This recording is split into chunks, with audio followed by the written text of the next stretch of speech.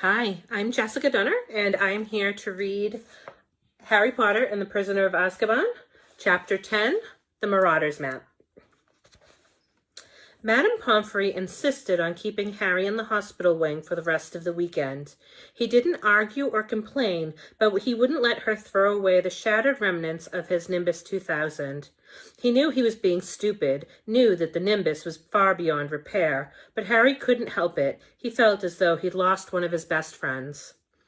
He had a stream of visitors, all intent on cheering him up.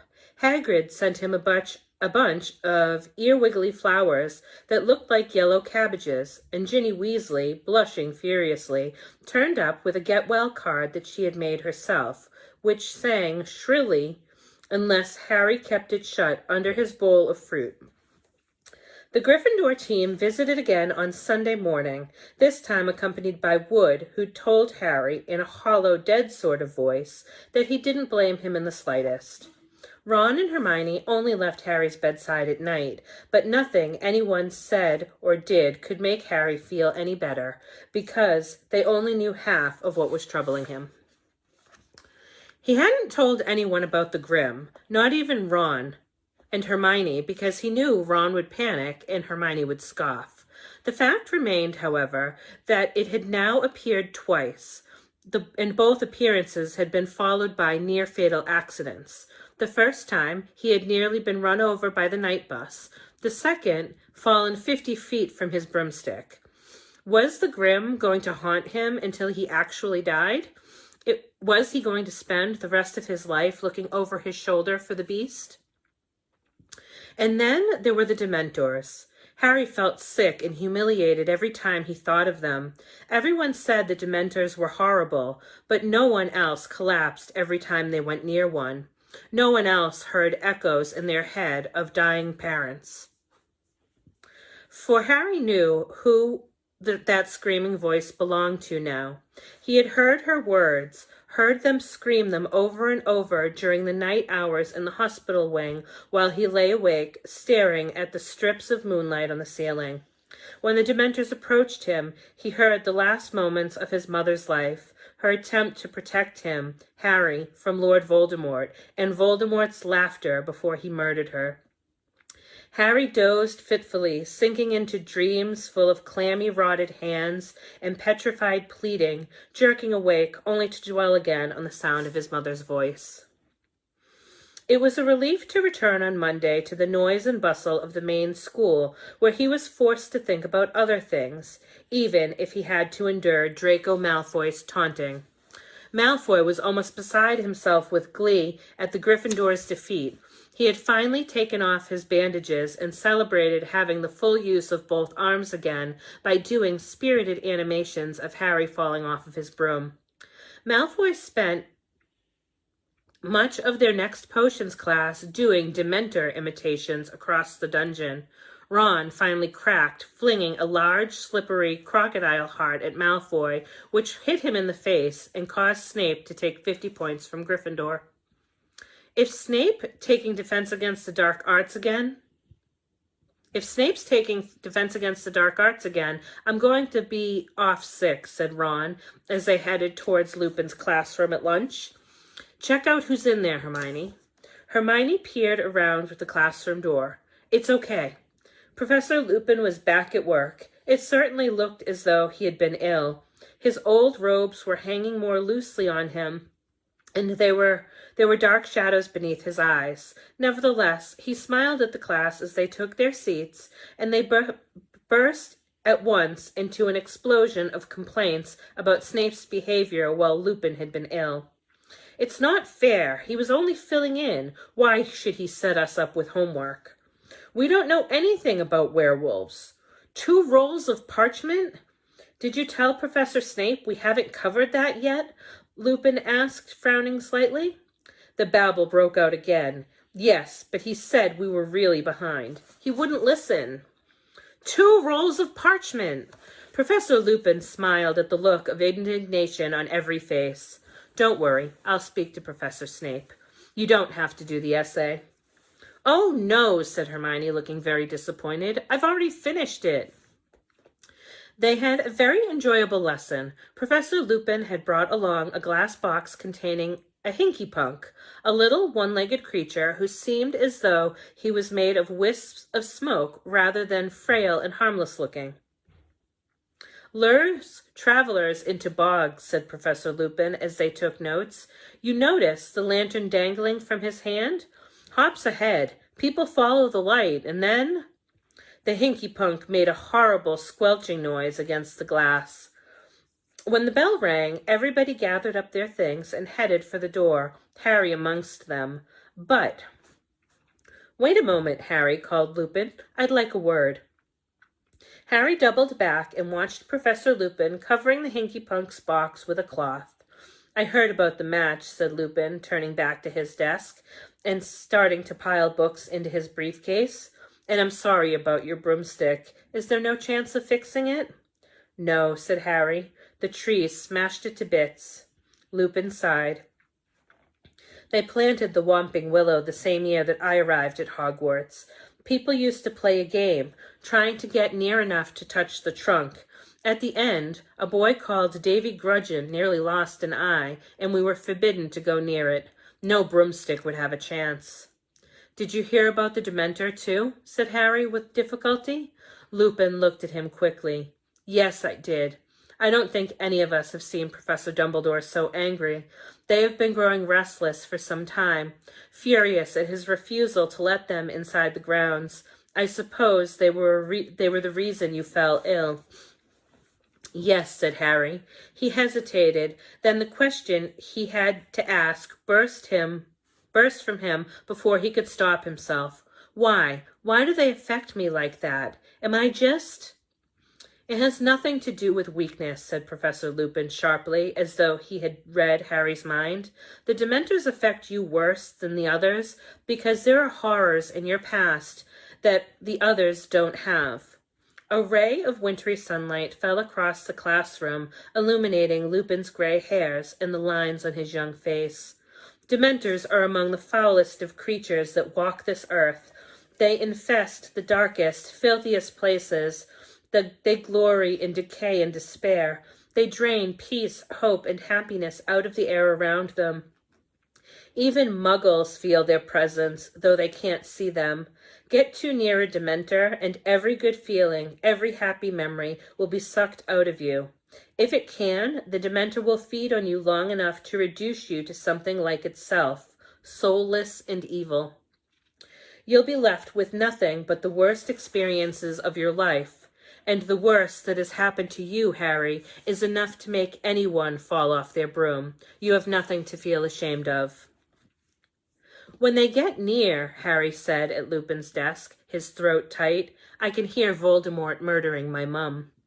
Lupin made a sudden motion with his arm as though he had made to grip Harry's shoulder, but thought better of it. There was a moment of silence. Then— "Why did they have to come to the match?" said Harry bitterly. "They're getting hungry," said Lupin coolly, shutting his briefcase with a snap. "Dumbledore won't let them into the school, so their supply of human prey has dried up. I don't think they could resist the large crowd around the Quidditch pitch, all that excitement, emotions running high. It was their idea of a feast." "Azkaban must be terrible," said Harry. Lupin nodded grimly. "The fortress is set on a tiny island way out to sea, but they don't need walls and water to keep them prisoners in. Not when they're all trapped inside their own heads, incapable of a single cheerful thought. Most of them go mad within weeks." "But Sirius Black escaped from them," Harry said slowly. "He got away." Lupin's briefcase slipped from the desk. He had to stoop quickly to catch it. "Yes," he said, straightening back up. "Black must have found a way to fight them. I wouldn't have believed it possible. Dementors are supposed to drain a wizard of his powers if he is left with them too long." "You made that Dementor on the train back off," said Harry suddenly. "There are certain defenses we can use," said Lupin, "but there's only one Dementor on the train. The more there are, the more difficult it becomes to resist." "What defenses?" Harry said at once. "Can you teach me?" I don't pretend to be an expert at fighting Dementors, Harry. Quite the contrary. But if the Dementors come to another Quidditch match, I need to be able to fight them." Lupin looked into Harry's determined face, hesitated, and then said, "Well, all right. I'll try to be of help. But it'll have to wait until next term, I'm afraid. I have a lot to do before the holidays, and I chose a very inconvenient time to fall ill." With the promise of anti-Dementor lessons from Lupin, the thought that he might never have to hear his mother's death again, and the fact that Ravenclaw flattened Hufflepuff in their Quidditch match at the end of November, Harry's mood took a definite upturn. Gryffindor were not out of the running after all, though they could not afford to lose another match. Wood became reposed to his manic energy and worked his team as hard as ever in the chilly haze of rain that persisted into December. Harry saw no hint of a Dementor within the grounds. Dumbledore's anger seemed to be keeping them at their stations at the entrances. 2 weeks before the end of the term, the sky lightened suddenly to a dazzling opaline white, and the muddy grounds were revealed one more, covered with glittering frost. Inside the castle, there was a buzz of Christmas in the air. Professor Flitwick, the charms teacher, had already decorated his classroom with shimmering lights that turned out to be real, fluttering fairies. The students were all happily discussing their plans for the holidays. Both Ron and Hermione had decided to remain at Hogwarts, and though Ron said it was because he couldn't stand 2 weeks with Percy, and Hermione insisted she needed to use the library, Harry wasn't fooled. They were doing it to keep him company, and he was very grateful. To everyone's delight except Harry's, there was to be another Hogsmeade trip on the very last weekend of the term. "We can do all of our Christmas shopping there," said Hermione. "Mum and Dad would really love those tooth-flossing string mints from Honeydukes." Resigned to the fact that he would be the only third year staying behind again, Harry borrowed a copy of Witch Broomstick from Wood and decided to spend the day reading up on the different makes. He had been riding one of the school's broom at team practice, an ancient shooting star, which was very slow and jerky. He definitely needed a new broom of his own. On the Saturday morning of the Hogsmeade trip, Harry bid goodbye to Ron and Hermione, who were wrapped in their cloaks and scarves, and turned up the marble staircase alone and headed back towards Gryffindor Tower. Snow had started to fall outside the windows, and the castle was very still and quiet. "Psst, Harry." He turned halfway along the third-floor corridor to see Fred and George peering out at him from behind a statue of a humpbacked, one-eyed witch. "What are you doing?" said Harry curiously. "How come you're not going to Hogsmeade?" "We've come to give you a bit of festive cheer before we go," said Fred with a mysterious wink. "Come in here." He nodded towards an empty classroom to the left of the one-eyed statue. Harry followed Fred and George inside. George closed the door quietly and then turned beaming to look at Harry. "Early Christmas present for you, Harry," he said. Fred pulled something from inside of his cloak with a flourish and laid it on one of the desks. It was large, square, very worn piece of parchment with nothing written on it. Harry, suspecting one of Fred and George's jokes, stared at it. "What's that supposed to be?" "This, Harry, is the secret of our success," said George, parting the parchment fondly. "It's a wretch giving it to you," said Fred, "but we decided last night your needs are greater than ours." "Anyway, we know it off by heart," said George. "We bequeath it to you. We don't really need it anymore." "And what do I need with a bit of old parchment?" said Harry. "A bit of old parchment," said Fred, closing his eyes with a grimace, as though Harry had mortally offended him. "Explain, George." "Well, when we were in our first year, Harry, young, carefree, and innocent," Harry snorted. He doubted whether Fred and George had ever been innocent. "Well, more innocent than we are now. We got into a spot of bother with Filch. We let off a dung bomb in the corridor, and it upset him for some reason. So he hauled us off to the office and started threatening us, as with the usual. Detention, disembowelment, and we couldn't help but noticing a drawer in one of his filing cabinets marked confiscated, highly dangerous. Don't tell me, said Harry, starting to grin. Well, what would you have done, said Fred. George caused a diversion by dropping another dung bomb. I whipped the drawer open and grabbed this. It's not as bad as it sounds, you know, said George. We don't reckon Filch ever found out how to work it. He probably suspected what it was, though, he wouldn't have had confiscated it. And you know how to work it? Oh, yes, said Fred, smirking. This little beauty's taught us more than all of the teachers in this school. You're winding me up, said Harry, looking at the rather ragged old piece of parchment. Oh, are we? Said George. He took out his wand, touched the parchment lightly, and said, I solemnly swear that I am up to no good. And at once, thin ink lines began to spread like a spider's web from the point that George's wand had touched. They joined each other, they crisscrossed, they fanned into every corner of the parchment, and then words began to blossom across the top. Great curly green words that proclaimed, Masters Mooney, Wormtail, Padfoot, and Prongs, purveyors of aid to magical mischief makers, are proud to present the Marauder's map. It was a map showing every detail of the Hogwarts castle and grounds, but the truly remarkable thing was the tiny ink dots moving around it, each labeled with a name in minuscule writing. Astounded, Harry bent over. A labeled dot in the top left corner showed that Professor Dumbledore was pacing in his study. The caretaker's cat, Miss Norris, was prowling the second floor, and Peeves the poltergeist was currently bouncing around the trophy room. And as Harry's eyes traveled up and down the familiar corridors, he noticed something else. This map showed a set of passages that Harry has never entered, and many of them seemed to lead right into Hogsmeade, said Fred, tracing one of them with his finger. There are 7 in all. Now, Filch knows about these 4. He pointed them out. But we're sure we're the only ones who know about these. Don't bother with the one behind the mirror on the 4th floor. We used it until last winter, but it's caved in, completely blocked. And we don't reckon anyone's ever used this one because the Whomping Willow's planted right over the entrance.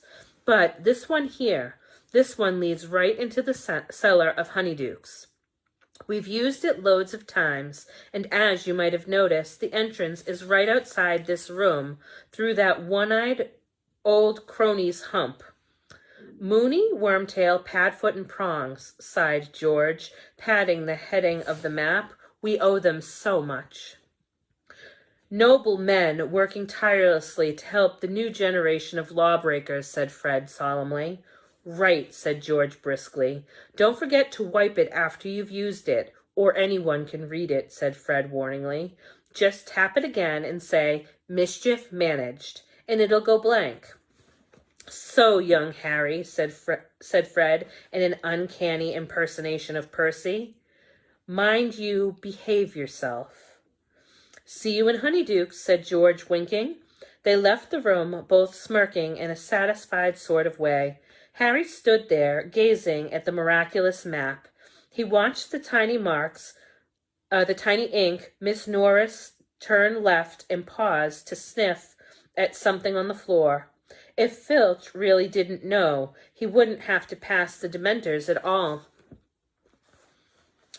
Even as he stood there, flooded with excitement, something Harry had once heard Mr. Weasley say came floating out of his memory. Never trust anything that cannot think for itself, if you can't see where it keeps its brain. This map was one of those dangerous magical objects Mr. Weasley had been warning against. Aids to magical mischief makers.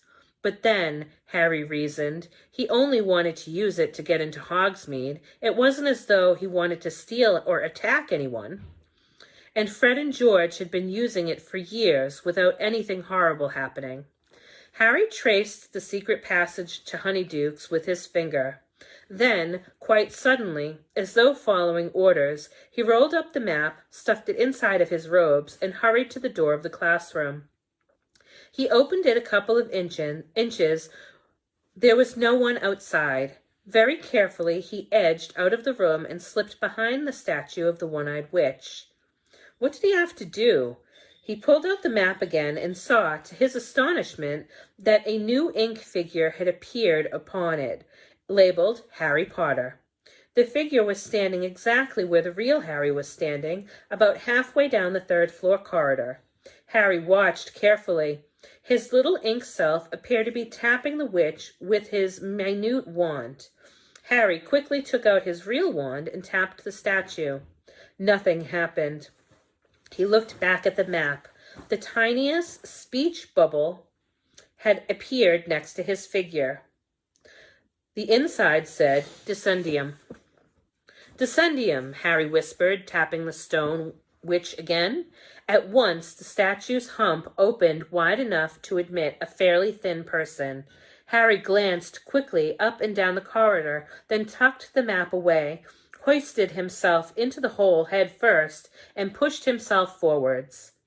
He slid a considerable way down what felt like a stone slide, then landed on a cold, damp earth. He stood up, looking around. It was pitch dark. He held up his wand and muttered, Lumos, and saw that he was in a very narrow, low, earthy passageway. He raised the map, tapped it with the tip of his wand, and muttered, Mischief managed. The map went blank at once. He folded it, carefully tucked it inside his robes, and then, heart beating fast, both excited and apprehensive, he set off. The passage twisted and turned, more like the burrow of a giant rabbit than anything else.